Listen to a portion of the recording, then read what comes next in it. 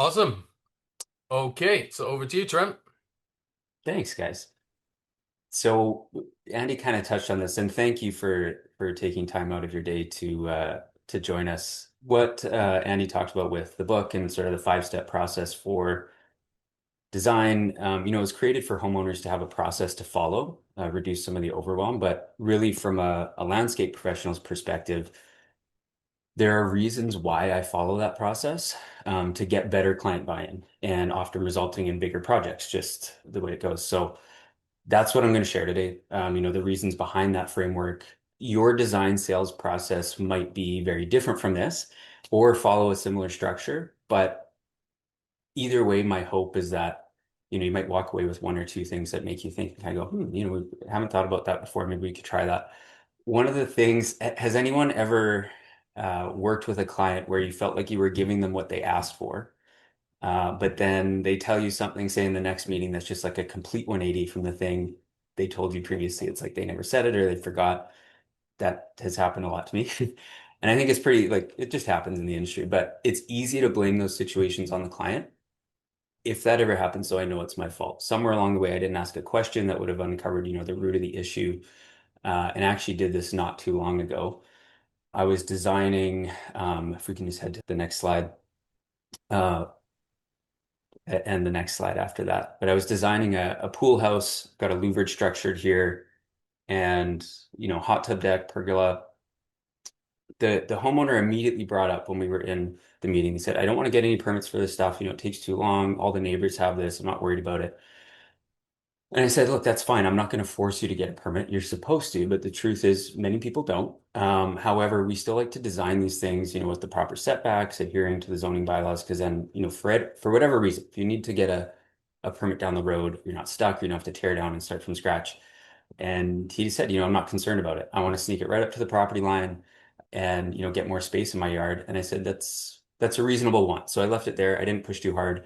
I designed their yard, pool house, excited about this really great strategy where if they ever got caught down the road, I can make minor adjustments. But when I sent it over, they sent back their feedback, and this was the first thing they said. We had the next slide, yeah. So we want to know how long the permit process is. If you can go to the next slide, Andy. It was the first thing they brought up, right? Their biggest talking point, the customer flip-flop. And my gut reaction when I read that was like, yeah, no kidding, man. You said it didn't matter.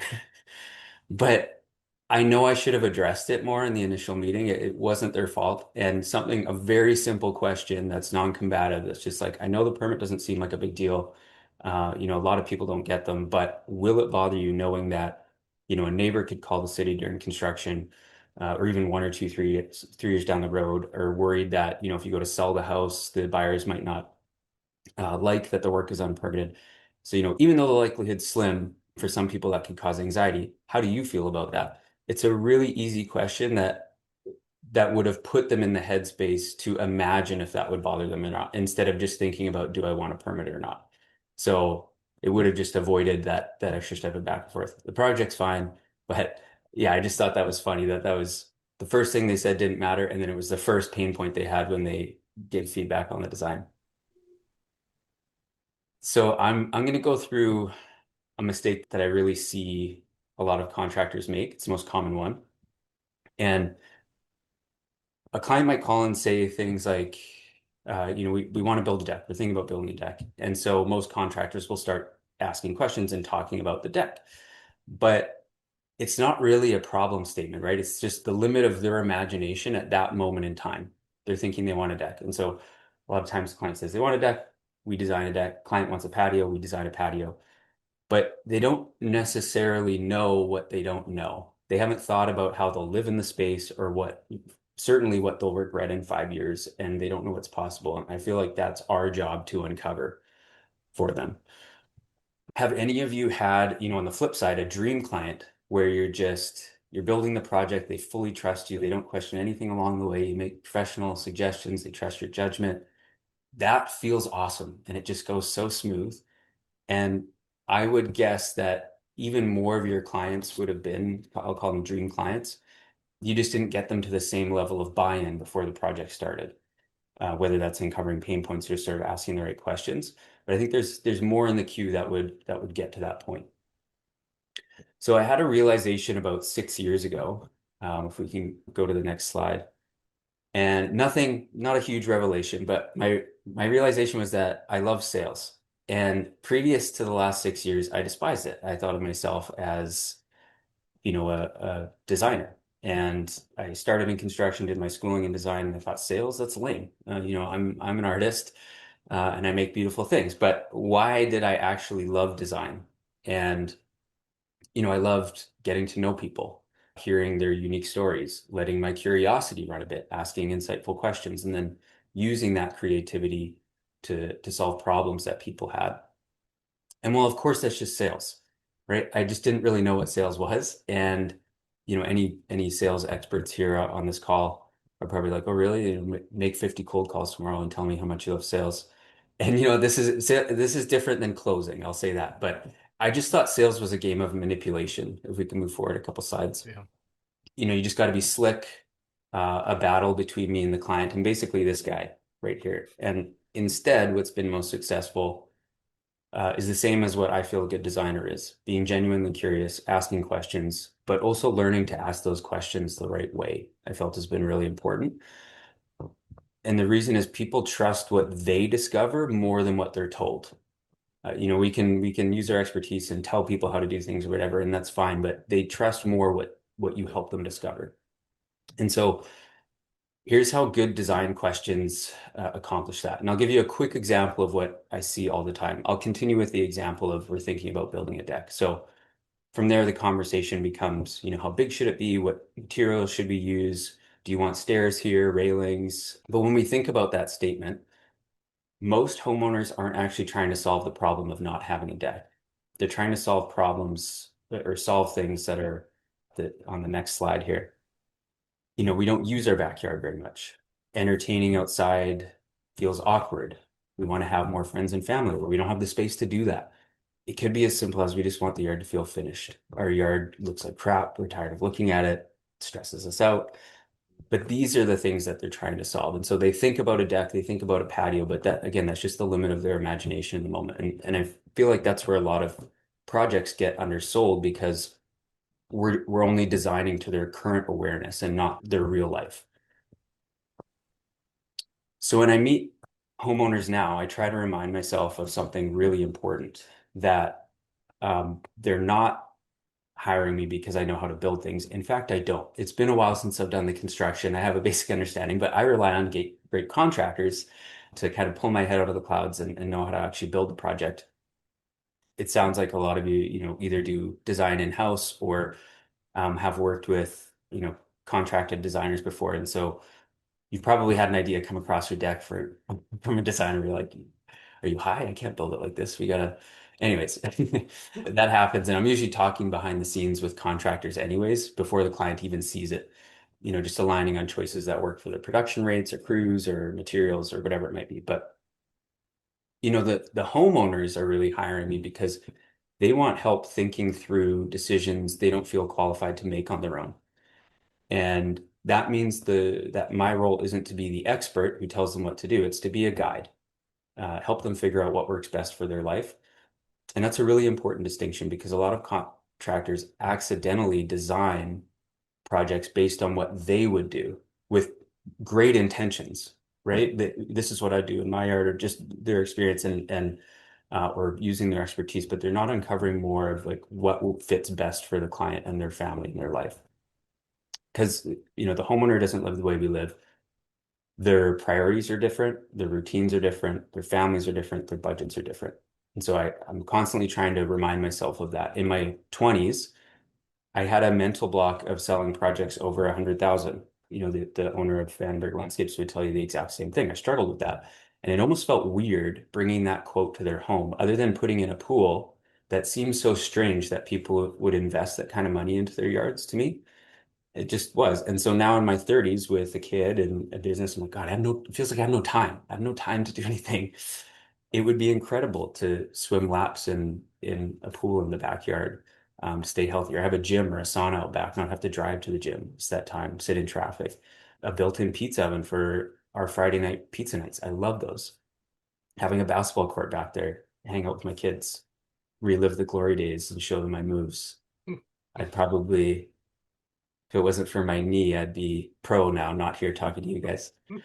Trent, I was just about to make a comment. I'm like, I was about to ask you which body part gave out so you can't show it to us. Yeah, exactly. It's back, knee, it's all of it, Sasha. Yeah, Yeah, yeah.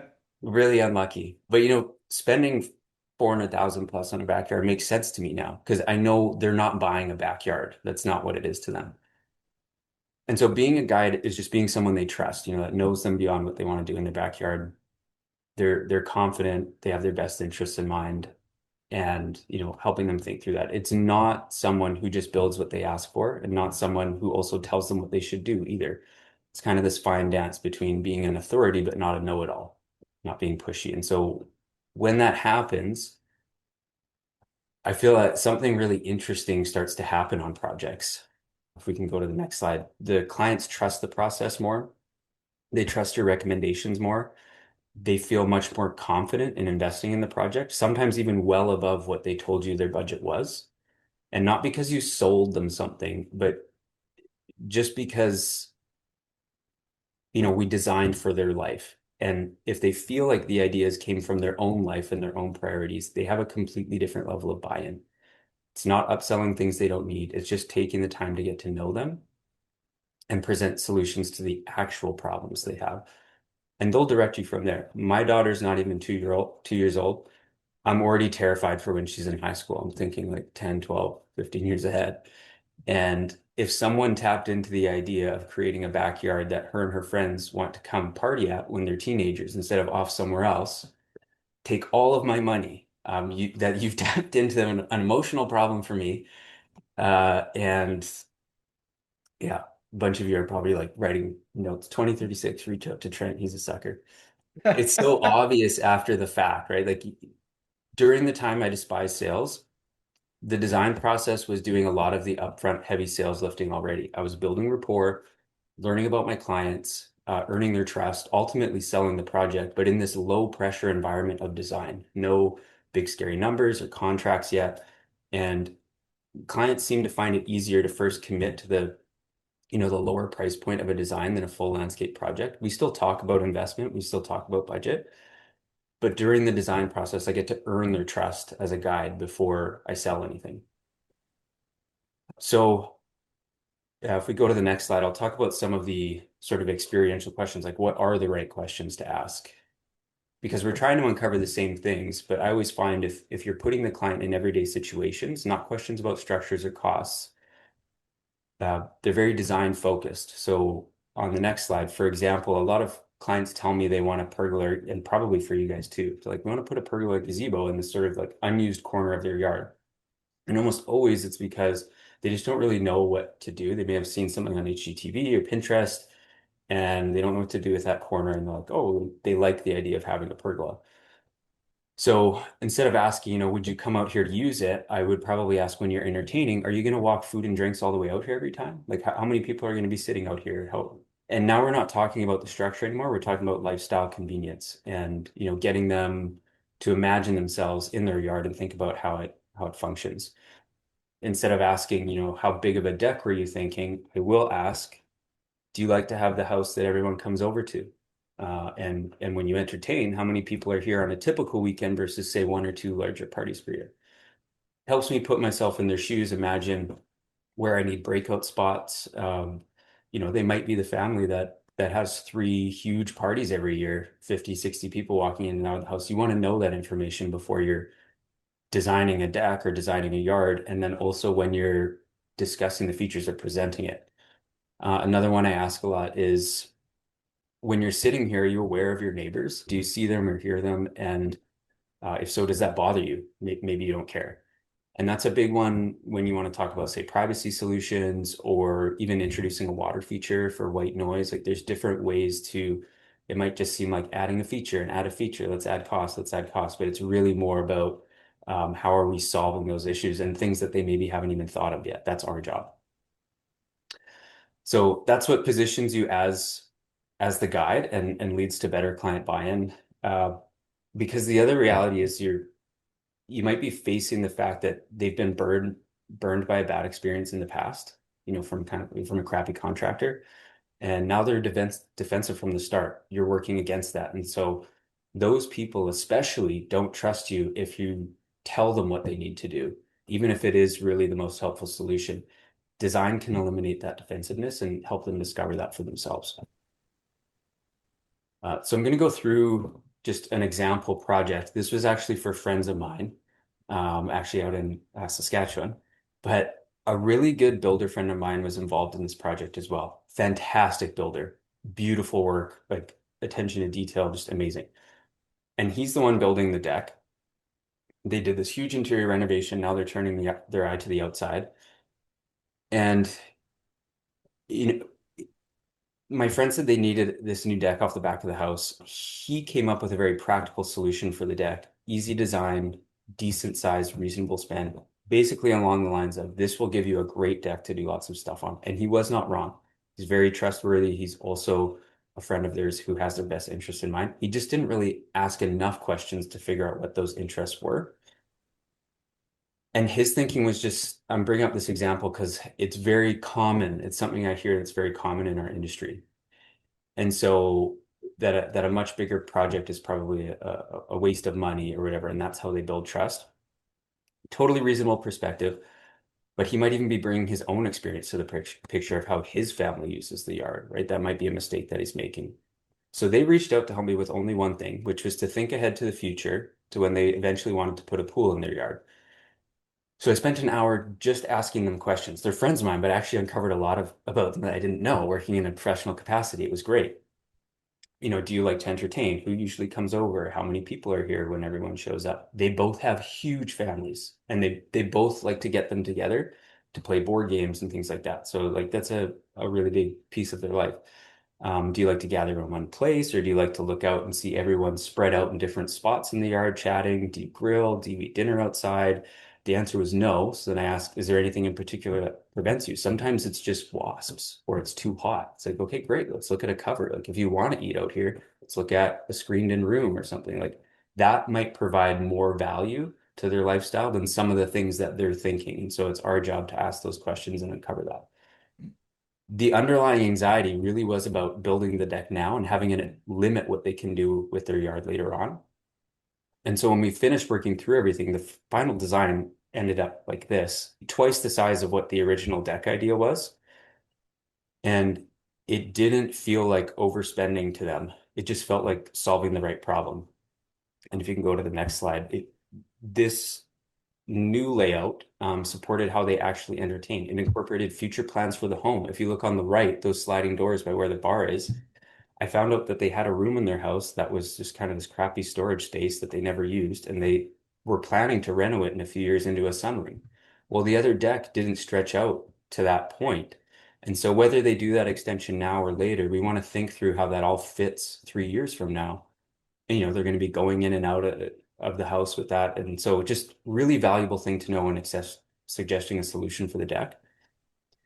And all of the answers you received to the questions you asked, they're all amazing things to reference when you present the design. So in the next slide, I'd be saying, now when guests come over, they'll down this left side of the yard, they're going to hear the excitement in the backyard before they see anything, right? They'll come down the side, the view will open up to this amazing shot of the yard, the chaos of all these kids cannonballing in the pool. We've got a great spot for parents to catch up with lots of sight lines to the pool. So everyone's got eyes on the kids, places to gather when the sun goes down, play some board games or sit around the fire, and enough room to do all of that with your families where people aren't scooching their chairs to get out of the way when someone needs to go in or out of the house. So all of this is intentional conversation. I'm bringing back the things that were important to them because they don't care at the start what the deck material is or the railing material. They care about the value that this is adding to their life and how it's solving some of those anxieties. And that's exactly what this did. They can move forward with confidence, knowing it fits perfectly with their future vision, probably done in 3 phases, but that's a bigger phase one and continual work for that contractor that probably would have missed out on by just going with the original deck plan and saying you've got a great deck for your family. So all good intentions there, but really missed opportunity. This next project is a little bit different, much bigger scale. This is an in-house design for Bannerman Landscapes and beautiful project. It's one of the ones that doesn't always come across your desk, but it with in-house versus contracting, so I'll just touch on that. In-house, there's more internal conversations. It's easier, and a lot of you have probably had similar experiences. It's easier to get design revisions pushed to the top of the list. You're a bit more in control of that design schedule. But with a proper handoff process and planning ahead, a lot of that can be resolved. With in-house, sometimes there are labor costs and potentially benefits and training and things like that get involved.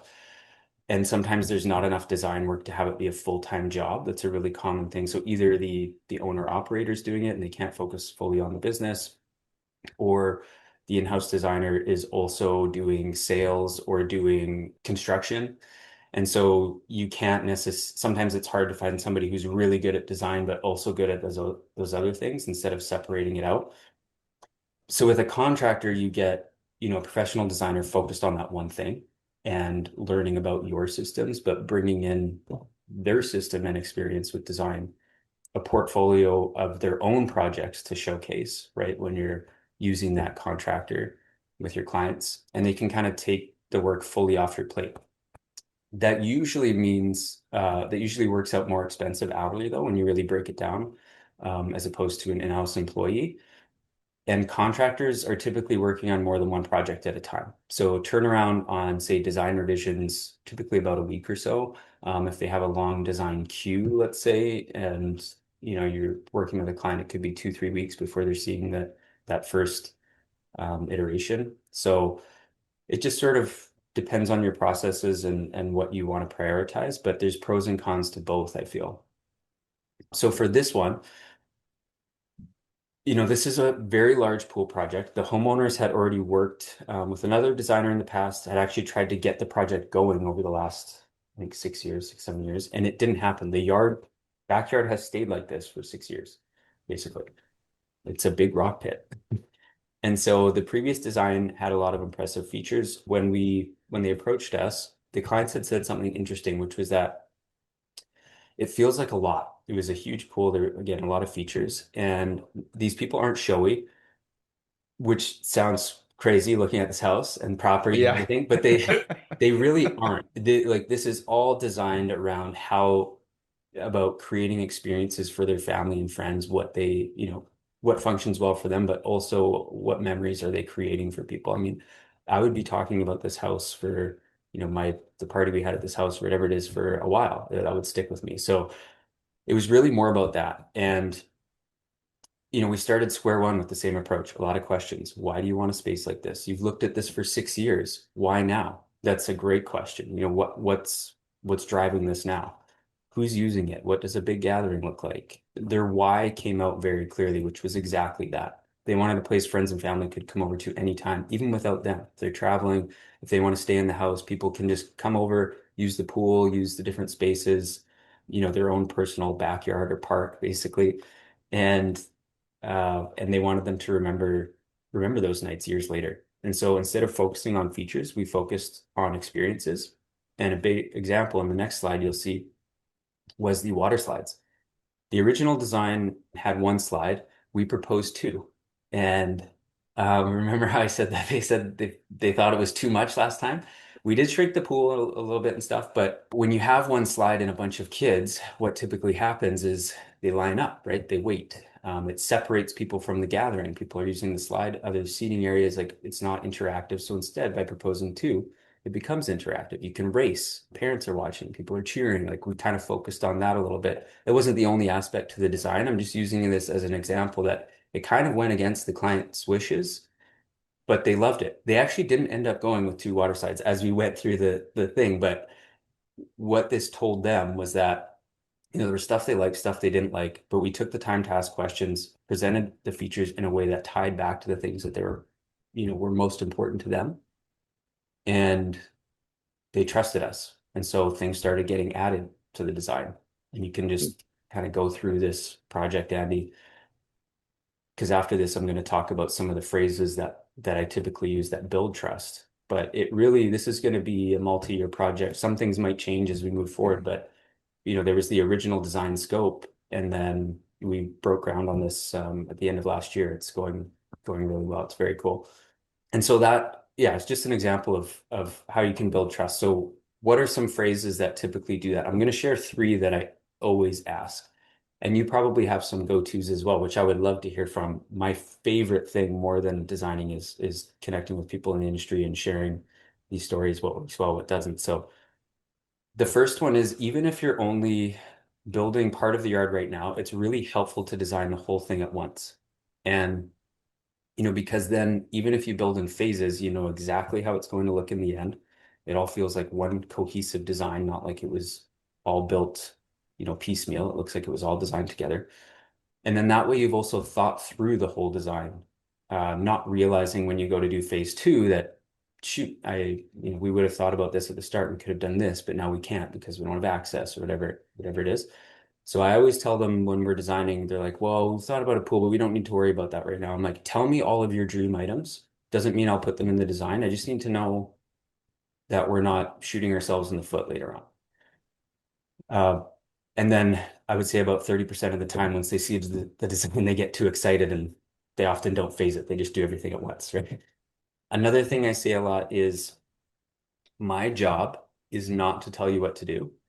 I will absolutely offer up my professional opinions and ideas, but right now, my job is to just to get to know you a lot better and think through things you might not have considered yet. So that, whatever we put together is the best possible design for you specifically. That always seems to just get them to take a breath and feel comfortable and want to share more. For people that kind of think we're playing some sort of sales game, I'm like, I'm just here to get to know you better before we start talking about ideas. And then probably the most important one, like I said, I still ask about what people want to invest in their project. This one is a little bit strategic. I've played with different wording because not everyone likes to share. I strongly recommend using the word invest instead of what's your budget. What's your budget can sometimes, to some people, sound like how much money do you have versus how much do you want to invest sounds like you have the money. It's just how much do you want to allocate to this? How valuable is it to you? So I err on the side of, not putting people on the defense. And if they fumble through that one a bit, because not everyone answers directly, I also find a lot of people don't want to give up their number. So I'll say the reason I ask is I'll never suggest we do things in your yard just because. I'll always, thoughtfully design things that add value to you and your specific lifestyle, but I can design anything. The sky's the limit. I can design, but if you're not going to install it, it doesn't really make sense. So I don't really like to design 30% over what you want to spend. This gives us some room to explore ideas, not be stuck to a strict number, but it's not going so far above that it's really hard to scale it back or pull things out without blowing up the entire design. And they always share a number. I've never had somebody not share a number if I structure it that way. And then I always design, or I try to, 20, 30% above what that number is with ideas to bring the cost down because this respects their budget. But 9 times out of 10, I would say their budget is actually higher than what they tell you. They just want to see the value first. It's just building trust. Design above, but don't completely disrespect it and be like, well, we can't fit your budget. If you have a plan to kind of bring it back down, then it shows that you listen to them and you're being respectful of it. Probably Trent, yeah, go ahead. you wanted to know if some people are gonna chime in on how they like to position themselves. JD just mentioned he Oh likes yeah, to ask what the maximum budget is and preferred, so he gets a range going. that's a good idea as Yes, well. so that's sort of he's just sharing sort of his style, and so he likes to ask both, which gives him sort of an ideal target and sort of how much he can stretch. And it's accomplishing the same thing. I always find everyone's going to have their own style of communicating. I'm sharing this, but it's whatever feels natural to you, and obviously that's working really well for you, JD. So that's great.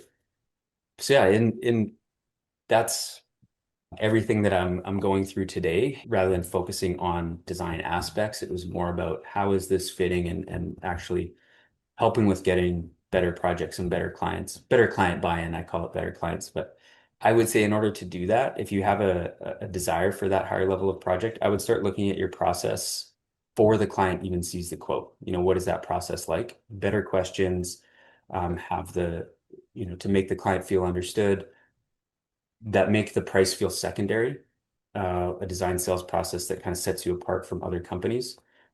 And that's the reason why we're here, right? Not everyone's willing to take time out of their day to learn about new products or learn some new ideas or find ways to improve their business and get together with others in the industry. And you guys are. I believe asking better questions early on can really change that whole experience for landscape companies and their clients and the types of clients they get. So yeah, thank you. And I'm happy to answer any questions people have, how I handle certain client situations, just things I've talked about that make you raise an eyebrow and you're not saying not so sure of, but yeah, appreciate it. That was awesome, Trent. Thanks so Thank you, much. Trent. It sounds such a simple approach and commonsensical, but that's often the best, yeah, the simplest way. But being curious and just asking lots of questions. And, landscape design is about almost being a dream maker, but really you're a lifestyle detective. That's what you're doing. Oh, You're trying to match a design to a lifestyle so that they'll actually use it, yeah? Because I guess that's the proof in the pudding. After it's been built, is it being used how it should be? oh, it's the biggest compliment. I'm sure so many people in this webinars have gotten those pictures from clients or texts from clients where it's like they've added their own garden ornaments or they've, decorated with their furniture, or like the picture of the pool party or whatever. And like that just lights us up because you're like, yes, it's your own. Like this, you're making it your own. This is what it's for. You want to be out here using it. It's not just something to look at. And I'm gonna share a lot of questions right now. So if anybody has additional ones, please go ahead. One thing from a strategic perspective, because that's sort of what we deal with. We deal with a lot of owners who have landscaping companies that are they can be smaller, it can be quite substantial.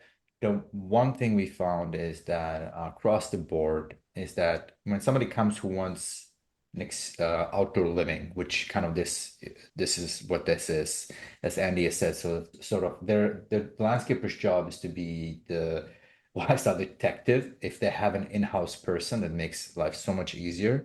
And people most often have more of a budget in mind than they share. Mhm. So showing them possibility is probably extremely helpful in showing them what they can achieve and how their life can improve with this sort of with them improving their backyard or front yard, whatever it is. Before I start reading out some of the questions, I gave some false information. I called it Google Studios. It's actually Google Labs. So I'm gonna share this here for everybody. If anybody wants to be on the up and up on what's coming down the pipeline on AI, Google is a good way to see, not necessarily that you need to use anything from Google, but just to see sort of where the industry is going, what the developers are working on, and then find your own sources, for example. Also, so I think somebody on here was um, from Cultivators Collective. If you're still online, I'm just going to share this link only for you purely because this was from our last webinar, and it seems like you are helping people with their gardens. And in our last webinar, this is somebody we met and we worked with.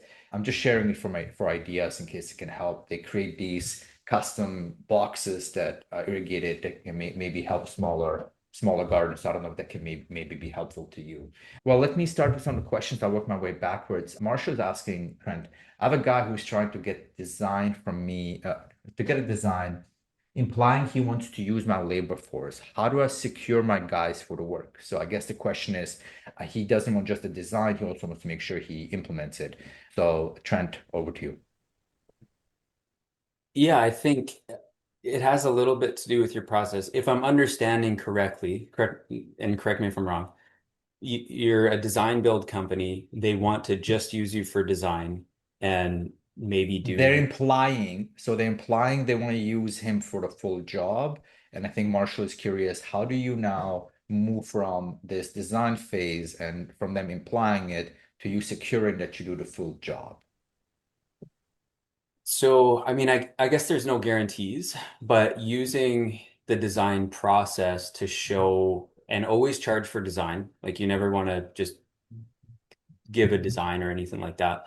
Show that they've, got some skin in the game essentially and have a deposit for the design work and things like that.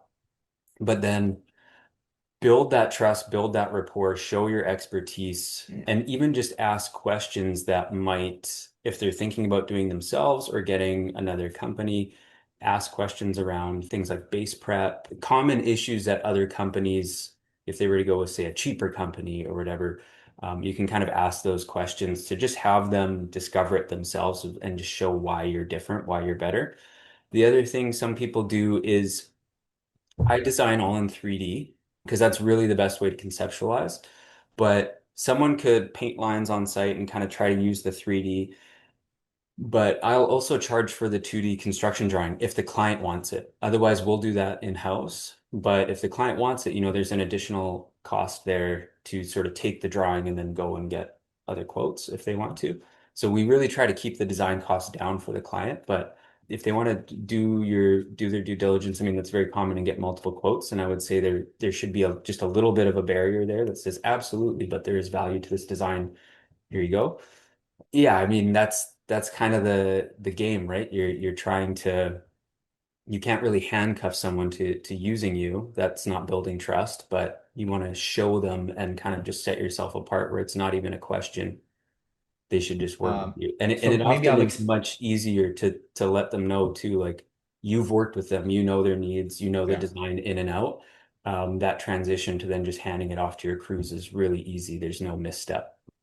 Maybe I can expand on Marshall. He didn't ask it. So Marshall, if there's anything else, please ask. But so is there financial benefit for doing everything in one place? Or is there some type of financial incentive you can also mention to the client? So for example, if you stick with us, because if they take your design to somewhere else, is that a more cumbersome process? So is there some type of value proposition there as well?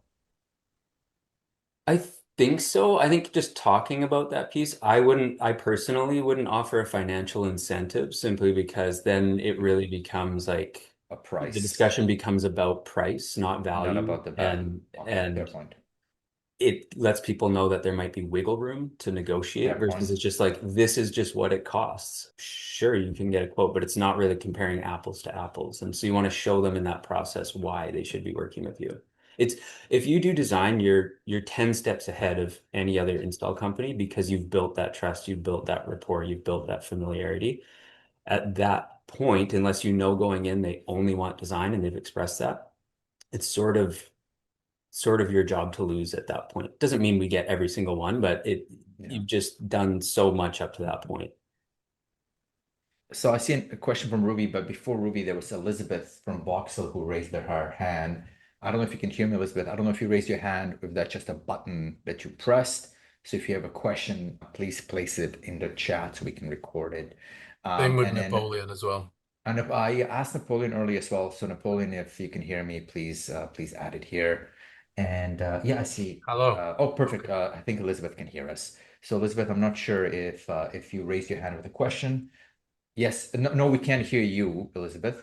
If you don't mind typing it out, that way we can just also record it and then we send it out back to everybody else. We can kind of I put it can all in the same email. I can touch Perfect. on Ruby's question just while Elizabeth is Yeah. typing out hers. Oh, Um, she says it's too long. So Elizabeth, maybe we'll circle back. So why don't you and handle if anyone has any questions after this too, like just reach out to me. I love talking about this stuff. So if anyone has questions, feel I do free. have a slide on how to get in touch with Trent for anyone who's yeah. interested. Yeah. For Ruby, I think it depends on your area and how you value your time and things like that. But as far as the deposit, I always charge 50%. Then what I do is I send a recorded presentation. I don't send design files. I don't send anything. I send the recorded presentation so they see it's been completed and talk through the design. And that's when I charge the remaining 50%. And then so they've paid in full before I do any revisions or anything like that. They can't. It doesn't really happen, but it's just protecting myself from paying and only paying half and then continuing on. As far as what you charge, I've seen quite a range, depending on if you do 2D versus 3D, but I've seen people do 3,500 up to 30,000 depending on, are you doing a grading plan? Are you doing a lighting plan? Are you doing whatever? So we try to just do the basic of what would a homeowner actually value. And then internally we handle construction documents. But not everyone wants a planting plan even, right? Like they don't care what all the Latin names of the plants are, what the plant, they just want to know that it's going to look great, look like this, it's going to look great year round. Well, great, we can handle that. So we try to lower that barrier as much as possible for them at the start. And then Ruby, maybe if you know Midwest, maybe you can do some search online and see what how other designers are positioning themselves. Maybe that'll give you a good idea. But one other part I think about from Ruby's question was, do you charge a deposit for the design? Do I charge a deposit? Yeah, so we charge 50%. So we send that out before I even go send someone out to take measurements. Perfect. So I think Elizabeth said she has in a meeting, so she's gonna circle back. So I think when we send all this information out to contact you, Great. I am just gonna go back a little bit. I think we talked about AI. JD, I'm not sure if he's still on here. JD has provided some feedback throughout on how he positioned himself.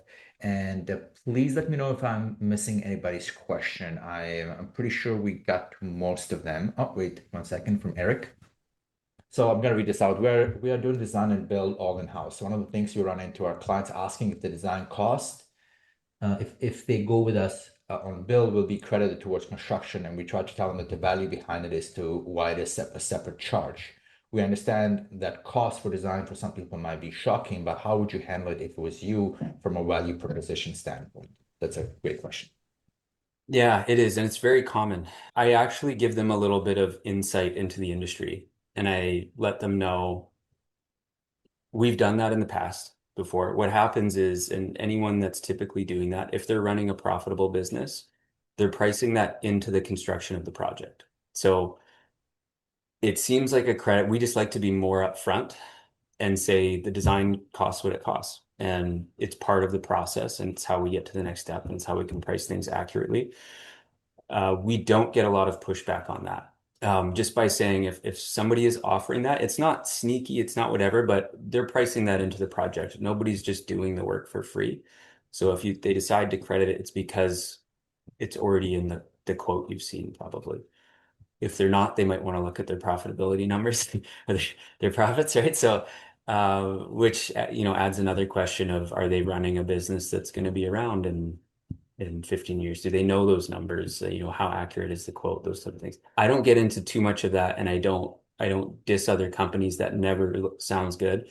But just getting them to ask that question and say it's very common that it's priced in the project. We used to do that because we can't just knock that off the profit. And so that's probably what you're not seeing, and that's why we don't credit it back. And everyone seems to understand. Yeah, I think it's really good to stand up for your work. And I think it's really because I think at the end, even though those clients who ask about it, they will appreciate it because, like you said, Trent, again, this is in our experience.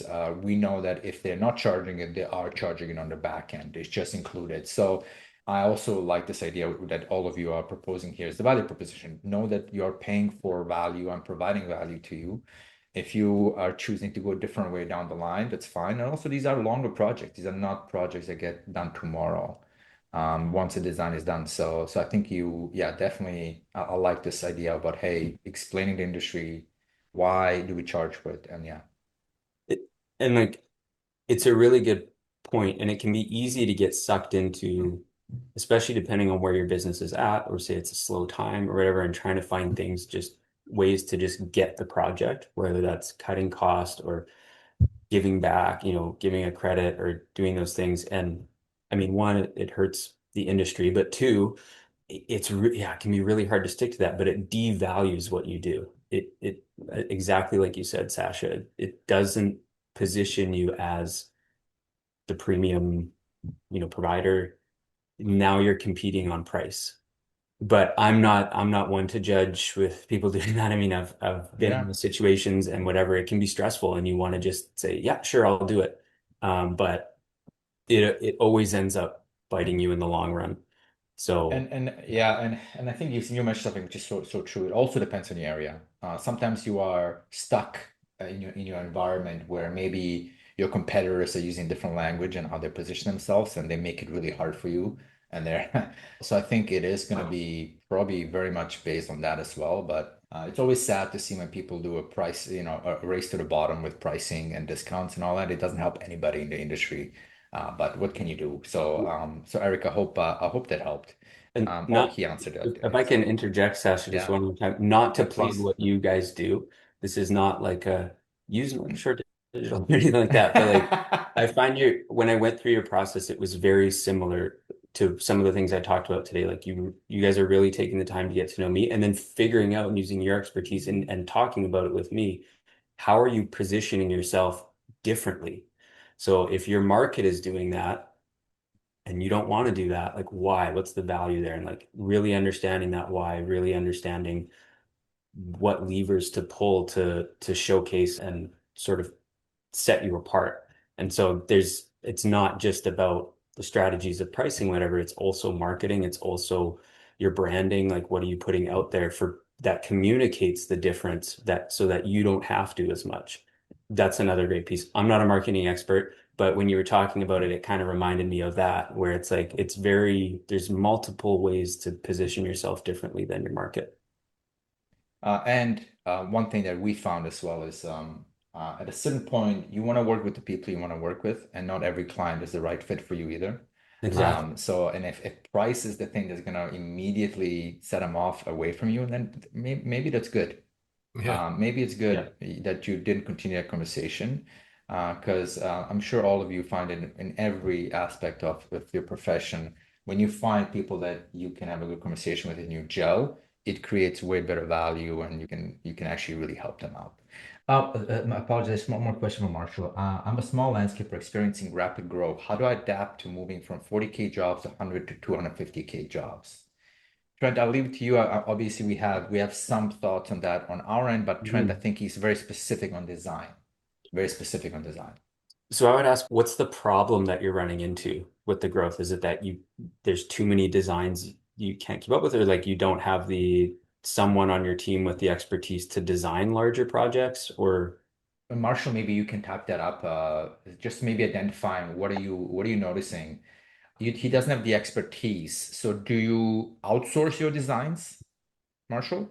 so Marshall, I like again, not to plug my services as a solution. It could be anyone, but I work with a lot of contractors who don't do the design and don't feel they have the capabilities to do the design and also don't want to. They're focused on the business and like you said, Hmm. scaling it.